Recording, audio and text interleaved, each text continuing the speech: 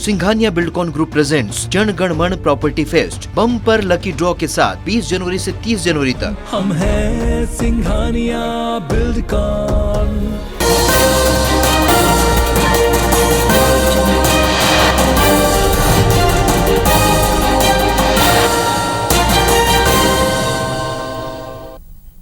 नमस्कार, मैं हूं शिरीष मिश्रा। आपकी बात में आप सभी का स्वागत है। केंद्रीय वित्त मंत्री निर्मला सीतारमण ने लगातार अपना चौथा बजट पेश किया। कुल 39.44 लाख करोड़ रुपए का बजट पेश करते हुए वित्त मंत्री ने कहा कि इससे अगले 25 सालों की बुनियाद रखी जाएगी। उन्होंने कहा कि अर्थव्यवस्था में 9.2% से भी ज़्यादा ग्रोथ होने का अनुमान है।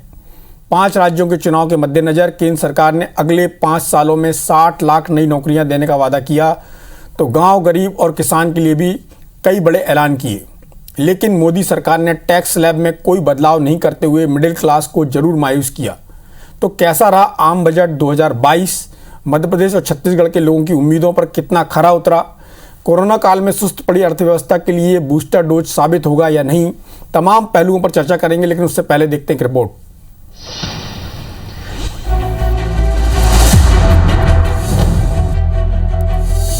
This budget seeks to lay the foundation and give a blueprint to steer the economy over Amritkal of the next 25 years, from India at 75 to India at 100.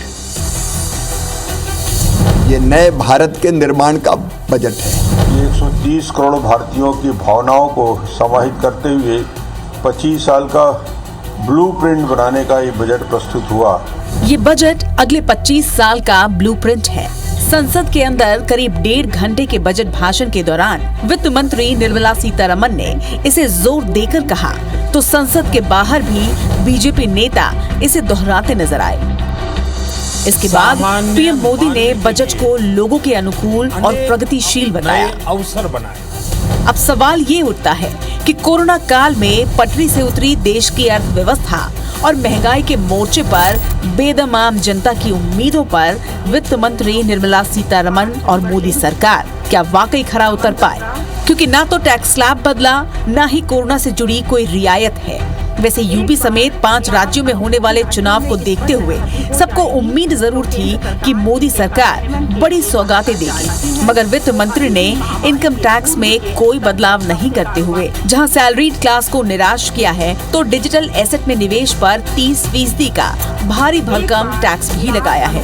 हालांकि 2 साल पुराने टैक्स रिटर्न को अपडेट करने की सुविधा जरूर दी गई है। नौकरी पेशा लोगों को भी बजट से निराशा ही हाथ लगी है। वहीं विपक्ष भी बजट को निराशाजनक करार दे रहा है। ये तो दिशाहीन बजट है। सब लोग सोच रहे थे किसानों को कुछ मिलेगा, मजदूरों को कुछ मिलेगा, कुछ नहीं है। ना नौजवानों के लिए कुछ है, ना बेरोजगारों के लिए कुछ है, ना महिलाओं के लिए है, ना किसानों के लिए। बजट में कृषि क्षेत्र के बारे में कुछ नहीं है। बजट में है क्या? कौन सी राहत दी है साधारण व्यक्ति को? मैं तो ये पूछना चाहता हूँ। लगातार चौथी बार बजट पेश करते हुए निर्मला सीतारमण ने युवाओं और किसानों को साधने की कोशिश जरूर की। बजट में अगले 5 साल में 60 लाख नई नौकरियां देने का प्रावधान है, तो किसानों की नाराजगी दूर करने एमएसपी की 2,37,000 करोड़ राशि सीधे किसानों के खाते में देने की बात कही गई है। इसके अलावा गंगा किनारे ऑर्गेनिक खेती, किसान drone, natural farming, land digitalisation को प्रमोशन देने की बात भी कही गई। हालांकि पीएम किसान सम्मान निधि नहीं बढ़ने से किसानों को निराशा जरूर हाथ लगी होगी, मगर वित्त मंत्री ने दूर दराज के इलाकों में विकास योजनाओं का खाका जरूर खींचा है। इसके तहत पीएम गति शक्ति मास्टर प्लान के तहत एक्सप्रेस वे बनाने की घोषणा वित्त मंत्री ने की। इसके लिए बजट में 20,000 करोड़ का प्रावधान है। केंद्र सरकार ने गरीबों के लिए 80 लाख घर बनाने का लक्ष्य भी रखा है, जबकि एमएसएमई को मजबूत करने अगले 5 साल में 6,000 करोड़ दिए जाएंगे। निर्मला सीतारमण ने आम लोगों के लिए कई सुविधाएं देने का ऐलान किया। 1 नेशन 1 रजिस्ट्रेशन पॉलिसी, महिलाओं के लिए पोषण 2.0 योजना की शुरुआत, LIC का IPO जल्द होगा, RBI डिजिटल करेंसी लॉन्च करेगी, 5G मोबाइल सेवा शुरू होगी, 1.5 लाख डाकघर कोर बैंकिंग से जुड़ेंगे, 3 करोड़ 8 लाख घरों में नल से जल पहुंचाने का लक्ष्य भी सरकार ने रखा है। वित्त मंत्री ने नेशनल पेंशन योजना में बदलाव करते हुए राज्य सरकार के कर्मचारियों को भी 14% तक की राहत देने की घोषणा की। वहीं डिफेंस सेक्टर के लिए इस बार 25% बजट बढ़ाया गया है। पीएमई विद्या का एक क्लास एक टीवी चैनल प्रोग्राम 12 चैनल से बढ़ाकर 200 चैनल करने की घोषणा की गई, जबकि व्यवसायिक शिक्षा के लिए डिजिटल यूनिवर्सिटी बनाने का प्रावधान भी इस बजट में किया गया है। जाहिर तौर पर कोरोना काल में हर सेक्टर को बूस्टर डोज देना वित्त मंत्री निर्मला सीतारमण के लिए सबसे बड़ी चुनौती थी। अब सवाल ये है कि क्या मौजूदा हालात को देखते हुए हम इसे परफेक्ट बजट कह सकते हैं, और अगर बजट में कमियां हैं तो वो आखिर क्या है, अगर कसर रह गई है तो वो क्या है। Bureau report IBC 24। तो बजट में खास और आम दोनों के लिए क्या खास था? जैसे पहले के बजट होते थे जिसमें साफ तौर पर समझ में आता था कि आम जनता को क्या फ़ायदा हुआ या उसका क्या नुकसान होने जा रहा है, ऐसा कुछ समझ में नहीं आया। जो दिन भर की खबरें थी, जो सुबह उनका बजट भाषण भी सुना, उसके बाद जो मंत्रियों की प्रतिक्रियाएं भी थी, चूँकि पार्टी लाइन पे भी बात करते हैं इसलिए अपनी अपनी पार्टी के हिसाब से बात करते हैं। भारतीय जनता पार्टी के नेताओं का कहना था बहुत अच्छा है, कांग्रेस के नेताओं का कहना था कि इसमें कुछ नहीं है। इस बजट में वाकई में कुछ है या कुछ नहीं है, सारी बातों पर चर्चा के लिए हमारे साथ 6 खास मेहमान जुड़ रहे हैं। छत्तीसगढ़ से डॉक्टर शिव कुमार डहरिया हैं, जो कैबिनेट मंत्री हैं छत्तीसगढ़ सरकार में, नगरीय प्रशासन मंत्री हैं। डहरिया जी, आपका बहुत बहुत स्वागत है। भारतीय जनता पार्टी से रजनीश सिंह जी हैं, जो बेलतरा से विधायक हैं, भारतीय जनता पार्टी का पक्ष रखेंगे। सुरेश कोठारी जी हैं, जो पेशे से चार्टर्ड अकाउंटेंट हैं, इस बजट के बारे में बताएंगे, दिन भर हमारे चैनल में बताते भी रहे। मध्य प्रदेश से अब्बास हफीज़ जी हैं, युवा नेता हैं, बहुत इंटेलिजेंट हैं, मुद्दों पर बहुत बारीक निगाह रखते हैं। सुरभि अग्रवाल जी हैं, जो बाजार विशेषज्ञ हैं। विकास बोंद्रिया जी हैं, जो भारतीय जनता पार्टी के नेता हैं, भोपाल से हमारे साथ जुड़ रहे हैं। आप सभी का बहुत बहुत स्वागत है हमारे इस खास कार्यक्रम में। सबसे पहले मैं इसको चरणवार तरीके से जाना चाहूँगा। सबसे पहले मैं सीए सुरेश कोठारी जी और सुरभि अग्रवाल जी के पास जाऊँगा। उसके बाद मैं भारतीय जनता पार्टी के नेताओं से पूछूंगा कि उनको बजट में क्या अच्छा लगा। फिर कांग्रेस के नेता हैं, वो हमको बताएंगे इस बजट की खामियां क्या हैं। कोठारी जी, आपको इस बजट में सबसे खास बात क्या लगती है? बजट आम जन के हिसाब से किस तरह से है, देश के हिसाब से किस तरह से है, देश की अर्थव्यवस्था के हिसाब से किस तरह से है? जैसे कि बात की जा रही है किसान, गरीब, युवा, बेरोजगार, रोजगार, इस तरह की बातें की जाए, इंडस्ट्री, और जो क्रिप्टो करेंसी की नई बात आई है, और कहीं कहीं डिजिटाइजेशन की बात की गई है इसमें कि किस तरह से बैंकों को, डाकघर को बैंकों में तब्दील किया जाएगा। इसके अलावा गांव तक 5G पहुंचने की बात की गई है, साथ में स्कूलों के लिए चैनल की बात की गई। आपको ये बजट कैसा लगा ओवरऑल? छोटी छोटी प्रतिक्रियाएं चाहूँगा आप लोगों से। नमस्कार सुरेश जी, अभी मैं आपकी रिपोर्ट सुन रहा था। उस रिपोर्ट पे एक बात ये कही गई थी कि पहले जो बजट होता था उसमें यह बताया जाता था कि किसको क्या नुकसान हुआ, कितना फ़ायदा हुआ है।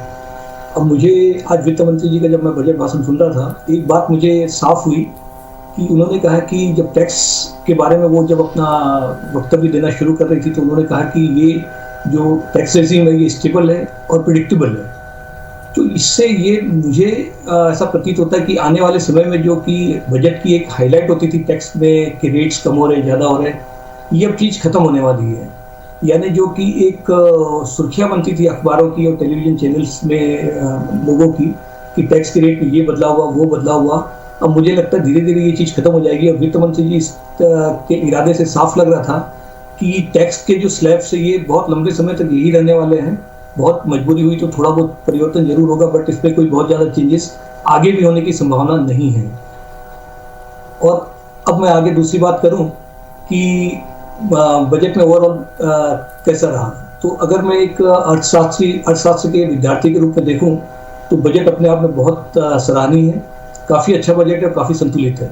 संतुलित मैं इस तरह से कह सकता हूं कि बजट में जो योजनाएं हैं वो योजनाएं ऐसी है कि आपको ऐसा जरूर लग रहा है कि आम आदमी के पास कुछ मिला, कुछ नहीं मिला, लेकिन योजनाएं ऐसी है कि हर आम आदमी को ये छुएगी। अगर मैं उस ई विद्या की अगर बात करूं तो ई विद्या में उन्होंने अभी 12 चैनल एजुकेशन के चल रहे सरकार द्वारा, अभी 200 चैनल चलने वाले हैं और इसमें उच्च गुणवत्ता का जो स्टडी मटेरियल अवेलेबल रहेगा। जो बच्चों को अगर कई कॉपी किताब की अगर तकलीफ होती है तो इस टीवी चैनल के माध्यम से वो अपनी स्टडी मतलब कर सकते हैं। और अभी ऑनलाइन जब स्टडी हो रही थी कोरोना काल में, तो उनको आदत भी है कि इस तरह की मतलब स्टडी करने की, तो ये एक बहुत अच्छा कदम है। हर घर नल से जल ऑलरेडी ये पुरानी स्कीम है, पहले 3.5 करोड़ लोगों को ऑलरेडी पिछले 2 सालों में जल प्रदाय किया जा चुका है नल द्वारा। अभी 5.5 करोड़ लोगों को नल प्रदाय किया जाना है, तो ये भी बहुत अच्छी स्कीम है। 400 वंदे भारत ट्रेन सरकार शुरू करने वाली है। और जो पहले इन्होंने मतलब बात की गति शक्ति की, और गति शक्ति एक ऐसी चीज़ है कि हमारे देश की पूरी आधारभूत संरचना को ये बदल के रख देगी। और आधारभूत संरचना किसी भी देश के विकास के लिए बहुत ज़्यादा जरूरी होती है। और जब आधारभूत संरचना में जब प्रगति होगी तो हर तरह से, चाहे बेरोजगारी हो, चाहे और दूसरे अर्थव्यवस्था के मानक हो, वो सारे के सारे मानक और मतलब उभर के बाहर आएंगे और अर्थव्यवस्था को के लिए सहायक सिद्ध होंगे। एक बहुत अनोखी चीज़ भी इन्होंने सोची है कि अभी तक हम अगर यातायात के हमारे पास साधन होते थे तो सड़क मार्ग, वायु मार्ग या जल मार्ग होते थे। अब ये रोप वे का भी निर्माण कर रहे हैं। ऐसे दुर्गम स्थिति, ऐसे दुर्गम जगह जहाँ पे जाना थोड़ा सा कठिन होता था, जा तो सकते थे पर जाना कठिन होता था, उन स्थानों को ये रोप वे से जोड़ना शुरू कर रहे हैं। ये एक बहुत सराहनीय, बहुत आगे की सोच का कदम है। मुझे लगता है कि आने वाले समय में ये रोप वे वाली जो कनेक्टिविटी है, लोगों को रोजगार के साथ साथ पर्यटन के क्षेत्र में भी बहुत ज़्यादा रोजगार उपलब्ध कराएगी। तो कुल मिलाकर मैं ये कह सकता हूँ कि बजट बहुत संतुलित है, बहुत अच्छा है, और सरकार की मैं इस मामले में सराहना करना चाहूँगा। चलिए, मैं सुरभि अग्रवाल जी के पास जाना चाहूँगा, जो बाजार की विशेषज्ञ हैं। सुरभि जी, आप क्या सोचती हैं इस बजट को लेकर? जो बजट पूरा आपने देखा होगा, दिन भर लोगों की प्रतिक्रियाएं देखी होंगी, मार्केट में बात की होगी।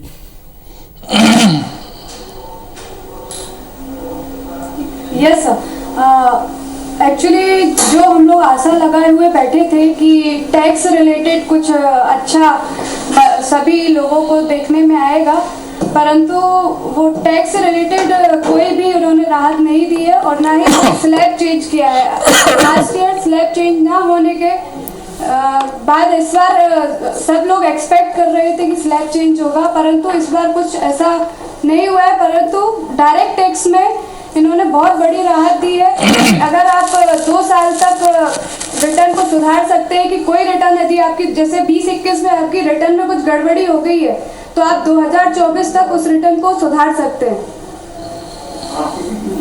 और अगर हम देखें कि इसमें 60 लाख युवाओं को रोजगार देने की बात कही है, जो कि बहुत बड़ा एक फिगर है, और इससे बहुत से लोगों को जो अभी कोरोना में बेरोजगार हो गए उनको बहुत सारे लोगों को रोजगार मिलेगा। ऑर्गेनिक खेती के लिए जो बढ़ावा दिया है उसमें उनको सभी किसानों को कुछ नया करने मिलेगा और उनको रोजगार भी मिलेगा।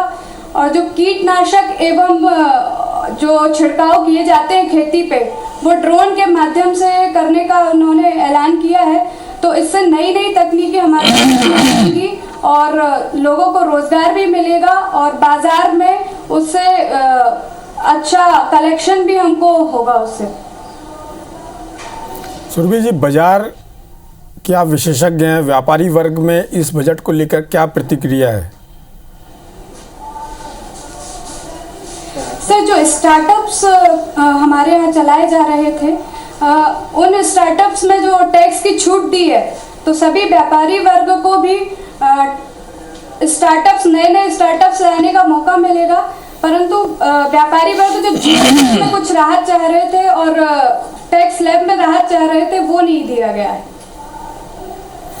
चलिए, मैं रजनीश सिंह जी के पास जाना चाहूँगा। रजनीश जी, आपने बजट देखा है, चूँकि केंद्र में भारतीय जनता पार्टी की सरकार है, एनडीए की सरकार है, आप बजट को किस तरह से देखते हैं? जिस तरह से लोग बाग कह रहे हैं कि 9 साल से जो टैक्स स्लैब है उसमें कोई बदलाव नहीं किया गया, जिसकी बात कोठारी जी कह रहे थे कि अब आने वाले समय में भी इसकी कोई उम्मीद नहीं दिखती है, लेकिन उन्होंने बताया कि इससे सारी चीज़ों में गति बढ़ेगी। रोपवे योजना के बारे में उन्होंने बताया, गति शक्ति के बारे में बताया और स्कूल के जो चैनल के बारे में उन्होंने बताया। आपको कैसे लगता है कि इससे रोजगार, जो 60 लाख रोजगार की बात की गई है, जो पेयजल की बात की गई है, वो टाइम फ्रेम में चीज़ें पूरी हो पाएंगी? क्योंकि देश में बेरोजगारी एक बड़ी समस्या के रूप में आगे बढ़ रही, महंगाई एक बड़ी समस्या के रूप में आगे बढ़ रही, जो कहीं ना कहीं एनडीए सरकार, बीजेपी सरकार के लिए एक आने वाले समय में परेशानी है।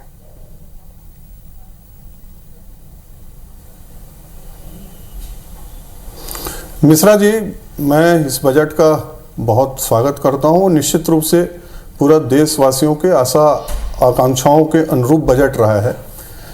किसी भी बजट का यदि हम शुरुआत में अध्ययन करें और उसमें देखें तो मुझको जो लगता है कि सर्वप्रथम ये देखा जाता है कि उस बजट में पूंजीगत व्यय क्या होने वाली है, क्योंकि पूंजीगत व्यय ऐसा एक चीज़ है जिसके कारण से बाजार में आर्थिक गतिविधियां बढ़ती है, विकास के काम होते हैं। तो पूंजीगत व्यय एक बहुत बड़ा विषय रहता है किसी भी एक सरकार के जो जनहित वाले बजट होता है उसमें। और पहली बार इसमें 35% की व्यय की राशि बढ़ाई गई है पूंजीगत व्यय में। लगभग 8 लाख करोड़ 7,85,000 करोड़ के आसपास पूंजीगत व्यय की गई है। तो निश्चित रूप से जब बाजार में विकास के काम में जब पैसे खर्च होंगे, किसी भी अच्छे बजट का जो सूचकांक होता है, जो उसकी देखने की जो नजरिया होता है, यदि पूंजीगत अच्छा हो, राजस्व व्यय कम हो तो उसको अच्छा बजट माना जाता है। तो निश्चित रूप से ये जो बात हुई है, शुरुआत मैं यहाँ से करता हूँ कि पूंजीगत व्यय के कारण ये देश में किसका अच्छा असर रहेगा, आर्थिक गतिविधियां तेज होगी और रोजगार के नए नए अवसर सृजन होंगे। किसानों के लिए जो बहुत दिन से बात चल रही थी कि एमएसपी के दरों पर फसलों का हम कम रूप में ले पाते हैं, उसके लिए 2.37 लाख करोड़ का बजट प्रावधान एमएसपी में बड़े मात्रा में करने के लिए जो किया गया है, इसके चलते भी हमारे जो किसान वर्ग हैं इनको आने वाले समय में बहुत बड़ा लाभ होने वाला है। तीसरा, राज्य सरकारों की बात करें, अभी राज्य सरकारों का मैं कई मंत्रियों का मैं सुन रहा था, राज्य सरकारों के लिए तो बहुत बड़ा इसमें गिफ्ट है। राज्य सरकार अभी बोल रही थी कि हमको कुछ नहीं मिला राज्य सरकार को। राज्य सरकार को 50 साल तक लोन फ्री में देने का व्यवस्था किया गया है। 5 लाख करोड़ का उसमें व्यवस्था किया गया है राज्यों को ऋण देने के लिए। और हमारे राज्य की बात करें तो वो तो ऋण ही कर ही रहे हैं। तो इससे बड़ी उपलब्धि उनको क्या है कि बिना ब्याज के 50 साल तक उनको ऋण उपलब्ध कराया जाएगा, चाहे यहाँ के किसानों के लिए हो, चाहे विकास के काम के लिए हो। इसी प्रकार से चाहे रेलवे इंफ्रास्ट्रक्चर हो, चाहे रोड के इंफ्रास्ट्रक्चर हो, इसके लिए बड़ी राशि का प्रावधान किया गया है जो निश्चित रूप से हमारे लोगों को रोजगार अवसर पैदा कराएगी। हमारा विकास का दर, मिश्रा जी, हम 2 साल से पेंडेमिक में हैं, बहुत तमाम प्रकार की कठिनाई आई, हमारी प्राथमिकताएं भी बदली।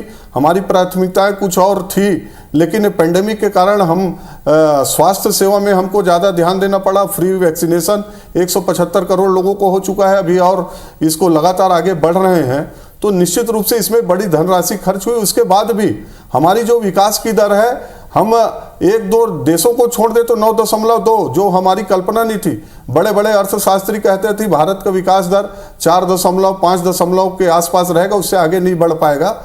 9.2 का विकास दर है, ये भी बहुत अच्छा संकेत है। जो जीएसटी कलेक्शन है जनवरी में रिकॉर्ड 1.4 लाख करोड़ का हुआ है। तो निश्चित रूप से पिछले 9 सालों से माननीय मोदी जी का जो प्रयास रहा है, और उस प्रयास को हम फलीभूत होते देख रहे हैं। 25% रक्षा बजट में बढ़ोतरी।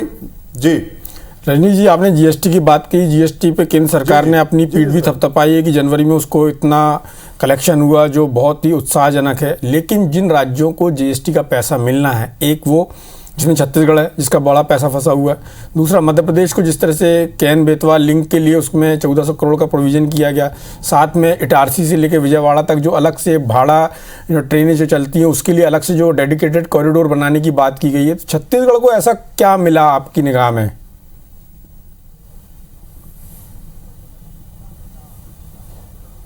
नहीं, देखिए, मैं उसी बात को बता रहा था मिश्रा जी कि जीएसटी का छत्तीसगढ़ जैसे बताती है कि हमको नहीं मिला है, इनको पूर्व में भी उनके एवज में जो केंद्र राज्य सरकार का लोन लेने की जो मात्रा होती है उसको बढ़ाए हैं। जिस अनुपात में ले सकते थे उससे बढ़ाए हैं, और उसका लाभ भी इस राज्य को मिला है। अभी आने वाले 50 साल तक इनको और उस प्रकार का आर्थिक सहायता केंद्र सरकार दिया जाएगा। इसलिए हम ये नहीं कह सकते कि जो जीएसटी का कलेक्शन है राज्य सरकार को नहीं दिया जा रहा है। कहीं पर थोड़ी कमी होगी, हो सकता है, इसको मैं मान सकता हूं, लेकिन उसका भरपाई दूसरे तरीके से किया जा रहा है। और इसी प्रकार से माननीय मोदी जी का जो विजन है मिश्रा जी, हम देखें, चाहे शौचालय की बात हो, घर घर तक पहुंचाए, चाहे बिजली का हो, एक कनेक्शन में यदि 10 खंभे भी लगते हैं तो सबको पहुंचाए, आवास के लिए पूरे देश में 10 करोड़ लोगों को आवास देने का लक्ष्य रखा। शुद्ध पानी के लिए भी उन्होंने सबको उसमें शामिल किया। इन सब के लिए प्रावधान किया गया है। तो उनका लक्ष्य देश के हर उस वर्ग के लिए है जिनको बिजली, पानी, सड़क, स्वास्थ्य, चाहे आयुष्मान भारत हो, वो सबको कवर कर रहे हैं। इसलिए मिश्रा जी, ये बजट बहुत सराहनीय है। 25 साल के आगे सोच के बनाया गया बजट है और उसका परिणाम हमको दिख रहा है। आने वाले समय में ये देश निश्चित रूप से आत्मनिर्भर बनेगा, आत्म सुरक्षा के दृष्टि से मजबूत रहेगा और हम निश्चित रूप से पूरे विश्व में एक नंबर के देश, अर्थव्यवस्था बनेंगे। अभी चौथी अर्थव्यवस्था है। बहुत जल्दी हम देखेंगे कि ये अर्थव्यवस्था भारत का विश्व में प्रथम अर्थव्यवस्था होगा। डॉक्टर शिव डहरिया जी हमारे साथ हैं। डॉक्टर डहरिया, जिस तरह से वित्त मंत्री ने कहा कि अमृत काल शुरू हो गया और ये योजना बनाई गई आने वाले 25 सालों के लिए बनाई गई है, आप क्या मानते हैं कि देश का अमृत काल शुरू हो गया है बजट के लिहाज से? देखिए, ये बजट जो है पूरा निराशाजनक और दिशाहीन बजट है। इसमें ना टैक्स स्लैब में बदलाव किया गया है, ना इसमें किसानों की आय, लोगों ने कहा था कि हम 2 गुने बढ़ाएंगे, किसानों का आय कहीं दिख नहीं रहा है बढ़ते हुए, उसके लिए कोई प्रोविजन नहीं किया गया। हमारे देश में किसानों को पहली प्राथमिकता दी जाती है। किसानों से ही देश की अर्थव्यवस्था बड़ी बनती है या छोटी बनती है। तो किसानों के लिए कुछ नहीं है तो ये अर्थव्यवस्था में कुछ दिख ही नहीं रहा है।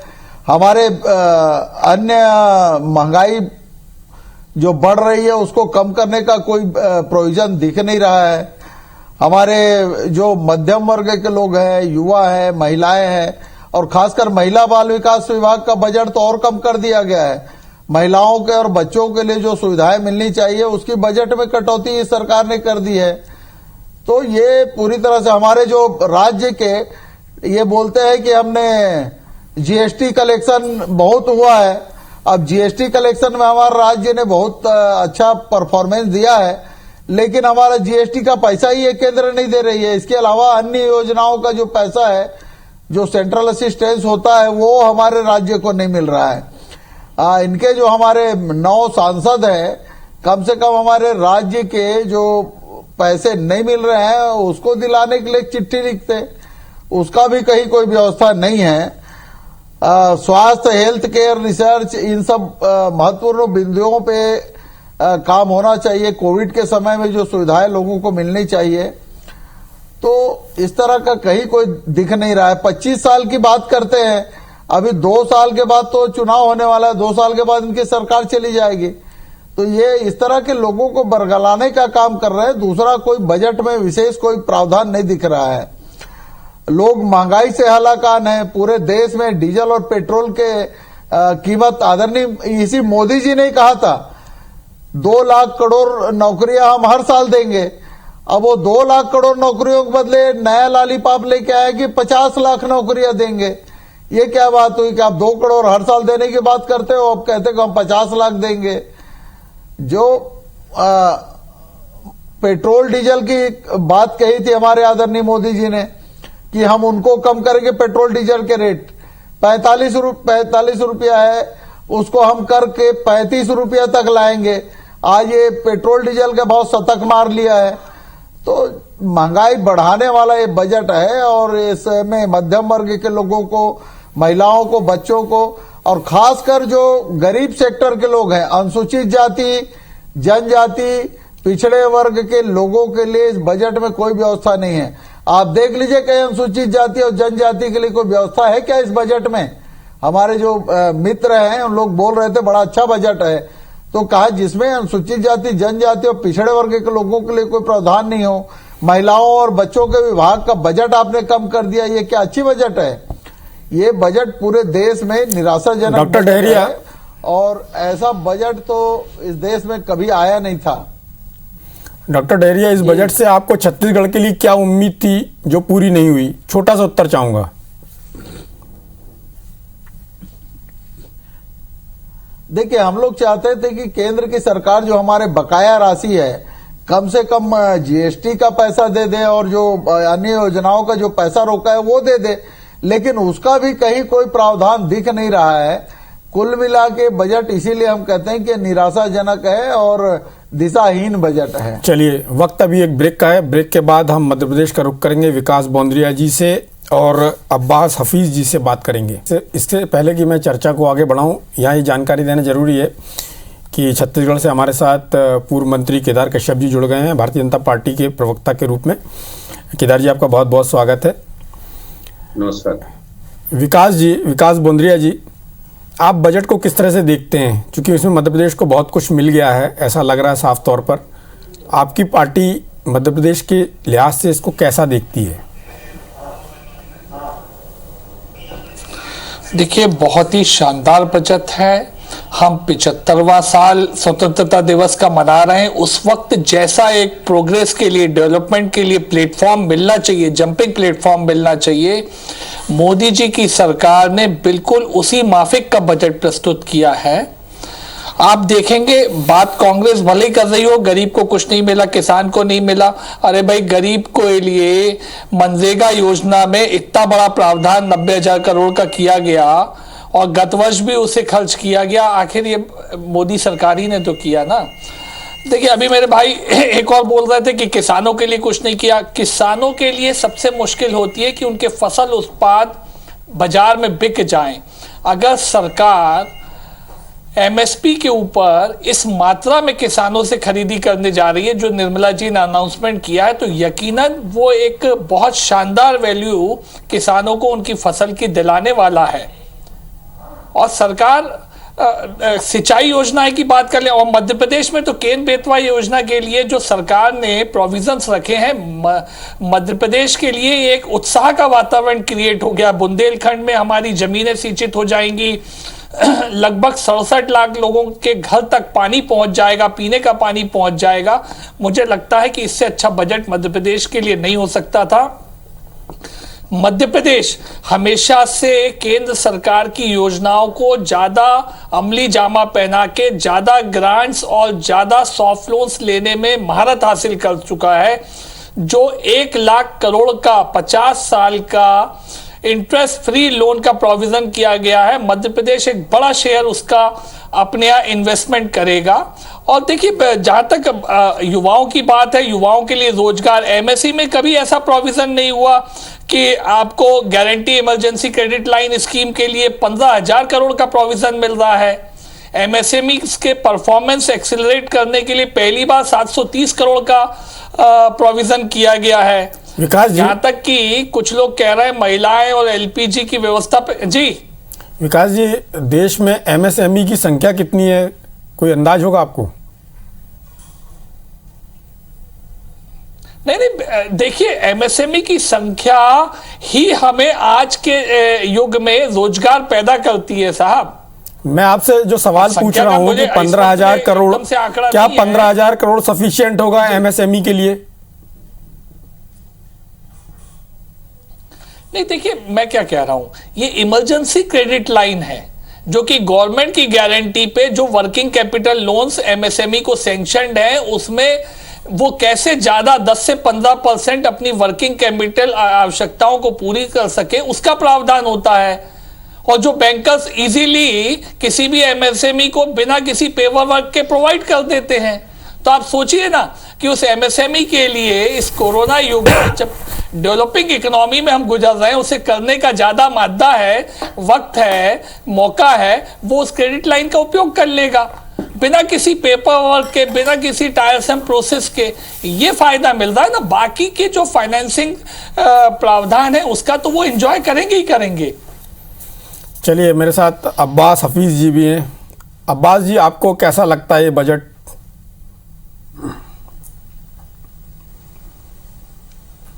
क्योंकि मैं श्री जी बहुत अंतिम क्रम में बोल रहा हूं, तो बहुत से लोगों को मैंने सुन लिया, तो मुझे थोड़ा अलग बोलना यहां पड़ेगा। जैसे कि मध्य प्रदेश के बीजेपी के प्रवक्ता महोदय इस बजट को बहुत ही शानदार बजट बता रहे थे और कह रहे थे बुंदेलखंड में खुशियों की लहर है हमारे इधर। यूपीए सरकार ने 2009 में बुंदेलखंड पैकेज जारी किया था, जिसमें जबरदस्त भ्रष्टाचार मध्य प्रदेश में शिवराज सरकार के दौरान हुआ था। ईओडब्ल्यू ने उसके अंदर एक प्रिलिमिनरी इंक्वायरी की एक रिपोर्ट भी कायम की थी। तो तब से अब तक बुंदेलखंड पैकेज का क्या हाल है ये भी हम जानते हैं। बुंदेलखंड में जो तबाही आई उसके बाद कितना वहां दुरुस्ती हुई वो भी हो गया। ये विषय खैर नहीं है, विषय से हटके बात हो गई। आज यहां कहा जा रहा है कि किसानों को लेकर बहुत सारी चीजें, किसानों से वादा किया था, जो माननीय मंत्री जी ने कहा, किसानों का वादे का क्या हुआ? जो 2022 में उनकी आय को दुगना करने की बात थी, आज उनकी आय कहां पर है उसके ऊपर क्या एक भी बात बोली है? एमएसएमई पे सवाल किया आपने, एमएसएमई का आंकड़ा क्या है? चलिए ये किसी को सही नहीं पता, लेकिन एमएसएमई का एक आंकड़ा हमने दिया है। 60 लाख एमएसएमई पिछले 2 साल में बंद हुए हैं। 60 लाख, ये बहुत बड़ा आंकड़ा है। 60 लाख एमएसएमई बंद हुए हैं। उसके साथ साथ 4 करोड़ 80 लाख लोग जो हैं, परिवार जो हैं, वो जो बिलो पॉवर्टी लाइन, गरीबी रेखा से बहुत ज्यादा नीचे चले गए हैं। उसके अलावा अगर आप देखें कि इसी तरह के हालात जो बने हैं वो हंगर इंडेक्स के बने हैं। भुखमरी के अंदर 101वां स्थान है 116 देशों के अंदर, इतनी भुखमरी बढ़ गई है। इन सारी चीजों के लिए जॉब्स का ऐसा लॉस है, 8.2% की दर के ऊपर है, जो कोरोना से पहले से ही हम 4 दशक की सबसे नीचे की दर पे थे। आज जरूरत थी इन सारी चीजों को एड्रेस करने की शिरीष जी, और क्या एड्रेस किया गया है सब जानते हैं, नहीं किया गया। तमाम पैनल में लोग बैठे, बता दें किया गया हो तो। कैश बेनिफिट्स, कैश ट्रांसफर्स की जरूरत थी उन 4 करोड़ 60 लाख परिवारों की जो अतिरिक्त, वो हद से ज्यादा एक्सट्रीम बिलो पॉवर्टी लाइन के स्तर के ऊपर पहुंचे हुए हैं। उनके लिए कोई नहीं है कैश बेनिफिट की बात, कुछ नहीं है कैश ट्रांसफर की बात। एमएसएमईज के 60 लाख जो बन हुए उनके रिवाइवल की बात किसने की है? कोई रिवाइवल की बात नहीं है। कहां जाएंगे? जब भी सही कहा माननीय मंत्री जी ने छत्तीसगढ़ सरकार के जो बात कह रहे थे कि कोई दिशाहीन बजट है पूरी तरह से। अब इसके ऊपर आगे आए तो आप मनरेगा के ऊपर पीठ थपथपा रहे हैं। अरे मनरेगा, या तो माननीय बीजेपी के मध्य प्रदेश के प्रवक्ता महोदय ने बजट को सही से नहीं पढ़ा है, या वो जानबूझ के भ्रमित कर रहे हैं। मनरेगा पे ये सरकार अब पीठ नहीं थपथपा सकती है। मनरेगा का जो एडजस्टमेंट हुआ था, जो इंट्रोडक्शन हुआ था, वो हमारा जो ग्रामीण अंचल का जो मजदूर वर्ग है उसको एक सिक्योरिटी देने के लिए था, फाइनेंशियल सिक्योरिटी, मनमोहन सिंह जी की सरकार के अंदर। जो सरकार जब विपक्ष में थी बीजेपी तो खूब मजाक उड़ाती थी, और बाद में उसी के सहारे पूरी की पूरी लाइफ लाइन चलाई गई है आज भी। मनरेगा के अंदर ये पीठ थपथपाने की चीज नहीं है। इन्होंने पिछले साल का आंकड़ा बताया, इन्होंने कहा 98,000 करोड़ रुपया अलोकेट किया गया। इस बार ये बता नहीं रहे हैं कि 73,000 करोड़ का ही एलोकेशन है सिर्फ। वो 98,000 करोड़ जो पिछले साल 1,10,000 करोड़ के ऊपर था, उसको घटा के 98,000 करोड़ किया गया, और इस बार 73,000 करोड़ पे लाके रख दिया। मतलब साफ है कि सरकार बहुत ज्यादा मनरेगा में रोजगार नहीं देने वाली है, जो जरूरत है, जो अधिकार है। इसी तरह की बात की जा रही है, 60 लाख रोजगार देंगे। ये वो लोग हैं जो 2 करोड़ रोजगार देने का वादा करके आए थे, वो तो दिए नहीं, करोड़ों रोजगार छीन लिए। अब रोजगार देने की बातचीत की जा रही है। आप ये बताइए कि 27% सब्सिडी इस सरकार ने काटी है, पेट्रोलियम पे काटी है, पेट्रोल डीजल के ऊपर काटी है, फर्टिलाइजर्स के ऊपर काटी है। ये तमाम सब्सिडीज की कटौती के ऊपर कहां जाएगा देश? 27% की कटौती कितनी बड़ी कटौती होती है? MSP, minimum support price, Shirish ji, बहुत सीना चौड़ा करके पूरी भारतीय जनता पार्टी की सरकार के लोग और बीजेपी के संगठन के लोग चिल्ला के कह रहा है एमएसपी पे बम्पर खरीदी की जा रही है। एमएसपी न्यूनतम समर्थन मूल्य, किसान हताश है, निराश है। एक तो उसकी आय दुगनी नहीं हुई, दूसरा न्यूनतम समर्थन मूल्य पे सरकार जो खरीदारी के लिए एलोकेशन करती है फंड का, उसमें भी कटौती की गई है, उसके फंड को भी काट दिया गया है। ऐसी स्थिति में सरकार जो है वो किसानों को तो दोहरी मार मारी रही है, वहां बेरोजगार युवाओं को भी मार रही है। स्टार्टअप इंडिया जैसे नाम दिए गए थे, उनका क्या हुआ? क्या हाशर हुआ एमएसएमईज का? बुरे हाल के अंदर है, औंधी जाके पड़ गई है कंपनीज। उनके रिवाइवल की बात क्या कही जाएगी? हर बार ये कह देना कि साहब ऐतिहासिक बजट है, बहुत बड़ी बात है। इस बार उन्होंने कह दिया ग्रोथ, क्या मोर जॉब, ग्रीन जॉब, मोर ग्रोथ, ये सारी चीजें, मोर इंफ्रास्ट्रक्चर। क्या होगा इससे? धरातल के ऊपर क्या हो रहा है? हमारे युवा को उम्मीद थी, हमारे मध्यम वर्गीय परिवार को उम्मीद थी, सबसे बड़ा वर्ग है मध्यम वर्गीय, जिसने कोरोना काल के अंदर हर संकट झेला, उसको उम्मीद थी कि राहत मिलेगी, टैक्सेशन के अंदर कटौती मिलेगी, कोई छूट मिलेगी। उसको कोई छूट नहीं है। हाँ, एक मजाक जरूर बना है सोशल मीडिया के ऊपर, खूब सारे हर तरफ चल रहा है कि सरकार ने क्यों नहीं दी राहत। सरकार ने दी है साहब राहत, किसके अंदर? टैक्स के अंदर। अब लोगों की आमदनी ही कम कर दी है तो टैक्स तो वैसे ही कम दे रहे हैं लोग। ये हालात पैदा कर दिए हैं। ये सरकार आम जनता की कोई सोच नहीं रखती है, सीधे सीधे कैपिटलिस्ट बजट है। कैपिटलिस्ट लोगों के लिए बजट बनाया गया है, जिसके अंदर सिर्फ 2 जगह पे गरीब का जिक्र किया गया है और वो एक पैराग्राफ है। इसके अंदर पी चिदम्बरम साहब, जो देश के जाने माने अर्थशास्त्री भी हैं और कांग्रेस की सरकार के अंदर वित्त मंत्री बना, उन्होंने बहुत अच्छी बात कही है। सारी चीजें कहने के बाद जो बजट के अंदर कमी रह गई, उन्होंने आखिरी के अंदर बड़ा दिल दिखा के एक बात जरूर कही है कि इस पूरे बजट के अंदर एक स्वागत योग्य कदम है, वो है कि 1 लाख करोड़ का 50 सालों के लिए आप राज्यों को इंटरेस्ट जो दे रहे हैं वो अच्छी बात है। उसके अंदर ऊर्जा आएगी, कैश फ्लो जाएगा राज्यों का। लेकिन उसके साथ मैं अपनी एक बात जोड़ना चाहता हूं, जो माननीय मंत्री जी ने कही बहुत महत्वपूर्ण है। सरकार सीना ठोक कर कह रही है, अपनी छाती तपतपा के कह रही है कि जीएसटी कलेक्शन ऐतिहासिक रहा। तो जीएसटी कंपनसेशन जिसका वादा किया गया था, जीएसटी कंपनसेशन का राज्यों को जो नुकसान होना है जीएसटी लागू करने के बाद, केंद्र सरकार को फायदा होने की वजह से 5 साल तक दिया जाएगा। 3 साल के बाद ठप हो गई। पिछले 1 साल से ज्यादातर राज्यों को जीएसटी कंपनसेशन मिला नहीं है। सर्वाधिक राज्यों के अंदर बीजेपी की सरकार है, तो चुपचाप नतमस्तक होकर खामोश बैठे हुए हैं। छत्तीसगढ़ के अंदर परेशानी है, राजस्थान में परेशानी है, बिहार के अंदर भी इनके अलायंस में परेशानी है, पश्चिम बंगाल में परेशानी है, केरला के अंदर परेशानी है। अगर हम मांग कर रहे हैं हमारे जीएसटी कंपनसेशन की, तो भीख नहीं मांग रहा है कोई, अधिकार है। राज्य चलेंगे कैसे?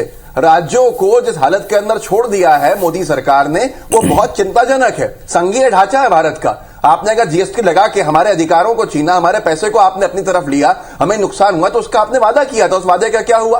और आखिरी बात ये कहना चाहता हूं शिरीष जी कि पिछले 7, 8, 9 बजट्स, 9 बजट्स के अंदर जो वादे किए थे, उन्हीं वादों को वापस भी दोहराया गया है। पोस्ट ऑफिस को बैंक बना दिया जाएगा, बहुत बड़ा चेन बनाई जाएगी, आज तक बन रही है। 2017 के अंदर घोषणा की गई थी इसकी। 2014 में जो स्वर्गीय अरुण जेटली जी ने वादे किए थे, वो आज तक पूरे हुए हैं या नहीं हुए हैं? पहले तो 15-20 मिनट ही बताना चाहिए कि जो वादे किए गए उनको कितना पूरा किया गया। ये कह रहा है इतना बड़ा बजट ऐतिहासिक है। आपकी सरकारों के अंदर जब यूपीए की थी इतना बजट होता, तो भैया कर्जा भी इतना नहीं होता था हमारे ऊपर। आपने कर्जा कितना बढ़ा दिया इस देश के ऊपर, यह भी जानना चाहिए। ले देकर किसान परेशान है, उसको C2+50 का जो वादा था वो भी पूरा नहीं किया। स्वामीनाथन आयोग का जो रिकमेंडेशन पूरा करना था। युवा परेशान है, बेरोजगारी झेल रहा है, और उसको अब कोई सरकार से उम्मीद नहीं है। पूरे जो एक वर्ग है उसको कोई सरकार से उम्मीद नहीं है। उसे इसीलिए सरकार ने कोई वादों की हिम्मत भी नहीं करी ऐसी कि वो करेंगे। लेकिन धरातल पर यह बजट कितना रंग लाएगा ये सब जानते हैं, क्योंकि इसमें कुछ नहीं है, कुछ भी नहीं है। सिर्फ और सिर्फ 1-2 चीजों को छोड़ दिया जाए। चलिए, कम से कम आपने बजट की कुछ चीज की तो तारीफ की चिदम्बरम जी की लाइन को लेकर, लेकिन आपने अपनी बात भी जोड़ी। खैर, केदार कश्यप जी हमारे साथ जुड़ गए हैं। केदार जी, इस बजट में आपको आदिवासियों के मद्देनजर क्या खासियत नजर आती है आदिवासियों के लिए? जैसा कि शिव डहरिया जी ने कहा कि इसमें अनुसूचित जाति जनजाति वर्ग के लिए कोई प्रोविजन दिखाई नहीं देता है।